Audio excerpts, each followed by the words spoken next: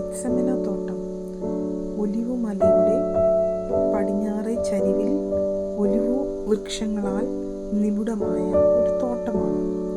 എന്താണ് ബൈബിളിൽ ഈ തോട്ടത്തിൻ്റെ പ്രത്യേകത? മാർക്കോസിൻ്റെ സുവിശേഷം 14-ാം അധ്യായം 32-ാം വാക്യം. അവർ ഗെത്സമന എന്ന പേരുള്ള തോട്ടത്തിൽ വന്നാറേ അവൻ ശിഷ്യന്മാരോട്, ഞാൻ പ്രാർത്ഥിച്ചു തീരുവോളം ഇവിടെ ഇരിപ്പീൻ എന്ന് പറഞ്ഞു. പിന്നെ അവൻ പത്രോസിനെയും യാക്കോബിനെയും യോഹന്നാനെയും കൂട്ടിക്കൊണ്ട് ഭ്രമിപ്പാനും വ്യാകുലപ്പെടാനും തുടങ്ങി. എൻ്റെ ഉള്ളം മരണവേദന കൊണ്ട് അതിദുഃഖമായിരിക്കുന്നു, ഇവിടെ പാർത്ത് ഉണർന്നിരിപ്പീൻ എന്ന് അവരോട് പറഞ്ഞു. പിന്നെ അല്പം മുൻപോട്ട് ചെന്ന് നിലത്തു വീണു, കഴിയുമെങ്കിൽ ആ നാഴിക നീങ്ങിപ്പോകണമെന്ന് പ്രാർത്ഥിച്ചു. അപ്പാ പിതാവേ, നിനക്ക് എല്ലാം കഴിയും, ഈ പാനം മാത്രം എങ്കിൽ നിന്ന് നീക്കണമേ, എങ്കിലും ഞാൻ ഇച്ഛിക്കുന്നതല്ല നീ ഇച്ഛിക്കുന്നതത്രേ ആകട്ടെ എന്ന് പറഞ്ഞു. ജെറുസലേമിലെ ഒലിവുമലയുടെ ചുവട്ടിലുള്ള ഗെത്സമന എന്ന പൂന്തോട്ടം ക്രിസ്തു മതത്തിൻ്റെ പ്രധാനപ്പെട്ട പുണ്യസ്ഥലങ്ങളിൽ ഒന്നാണ്.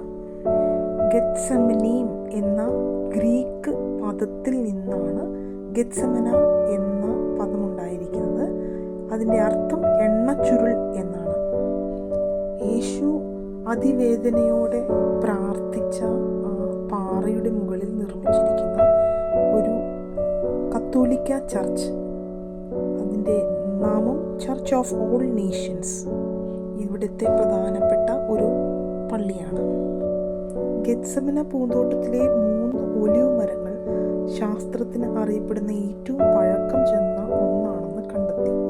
3 മരങ്ങളുടെ തടിയുടെ പഴക്ക ഭാഗങ്ങളിൽ നിന്നും കാർബൺ ഡേറ്റിംഗ് വഴി AD 1092, 1166, 1198 എന്നീ തീയതികൾ ആണ് ലഭിച്ചിരിക്കുന്നത്.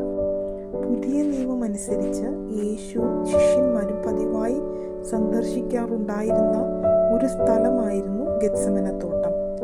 അതുകൊണ്ടാണ് യേശു അറസ്റ്റിലായ രാത്രിയിൽ യൂദാസ് ഇസ്കരിയോത്തിന് അവനെ കണ്ടെത്താൻ കഴിഞ്ഞത്.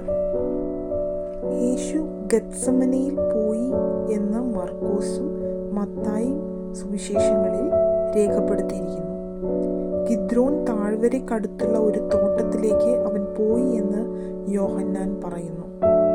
ഗെത്സമനയുടെ കൃത്യമായ സ്ഥാനം അജ്ഞാതമാണെന്ന് ആധുനിക പണ്ഡിതന്മാർ സമ്മതിക്കുന്നു.